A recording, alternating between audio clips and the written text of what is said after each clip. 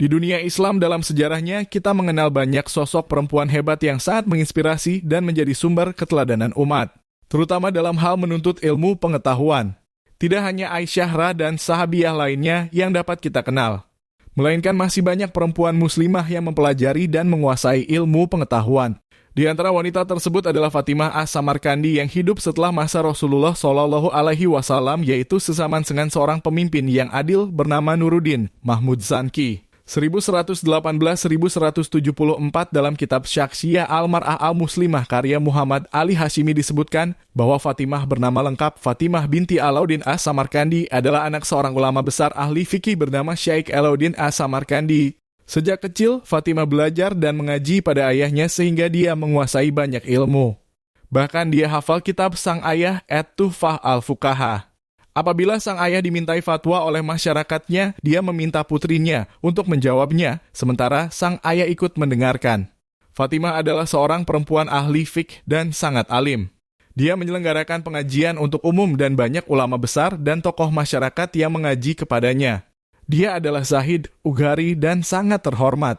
Selain mengaji, ia menulis sejumlah buku dalam bidang fikih dan hadits. Karya-karyanya dipelajari oleh para ulama dan masyarakat umum. Tak hanya cerdas, Fatimah memiliki paras yang menawan. Dia seperti sosok bunga desa. Raja-raja di wilayah Turki dan Arabia berdatangan menemui ayahnya untuk meminang putrinya. Akan tetapi tidak ada satupun yang diterima. Sampai suatu ketika, sang ayah menjodohkan putrinya dengan Alauddin Al-Kasani, santrinya yang cerdas dan rajin ibadah.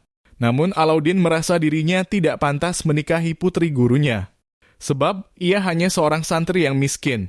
Di satu sisi dia merasa tidak etis menolak permintaan gurunya. Akhirnya sang ayah mengambil keputusan dia mau menikahkan putrinya jika Alauddin Al-Kasani telah rampung menulis syarh atau komentar atas kitab At-Tuhfah Al-Fuqaha. Alauddin Al-Kasani menyanggupinya bukan hanya karena diminta gurunya, melainkan karena kecantikan dan kecerdasan Fatimah.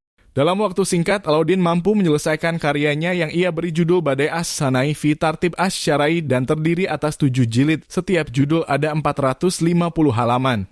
Kemudian, kitab tersebut menjadi mahar Alauddin untuk menyunting putri gurunya. Para ulama kala itu mengatakan Alauddin adalah santri yang beruntung karena mendapat 2 permata, Fatimah dan syarh kitab Tuhfah. Jodoh pilihan sang ayah bukan tanpa alasan, ia tertarik pada keluasan ilmu Al-Kasani terutama dalam menguasai ilmu usul fikih dan cabang-cabangnya. Para fuqaha berkata bahwa Al-Kasani mampu mensyarahi kitab Tuhfatu Al-Fuqaha karya ayah Fatimah. Karya tersebut adalah Badai Al-Sanai.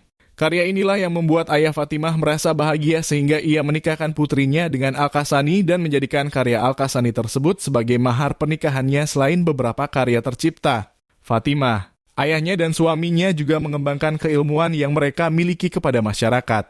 Berkembang dan majunya ilmu pengetahuan 3 orang tersebut terlihat dari sinergitas mereka dalam menyebarkan ilmu pengetahuan. Sebelum menikah, Fatimah turut andil dalam aktivitas keilmuan ayahnya. Ia sering membantu ayahnya memberikan fatwa kepada kaum muslimin. Tidak hanya secara lisan, fatwanya tersebut ia tuliskan atas nama diri dan ayahnya. Kemudian setelah Fatimah menikah, setiap fatwa yang diterbitkan berisi tulisan dia, suami, dan ayahnya.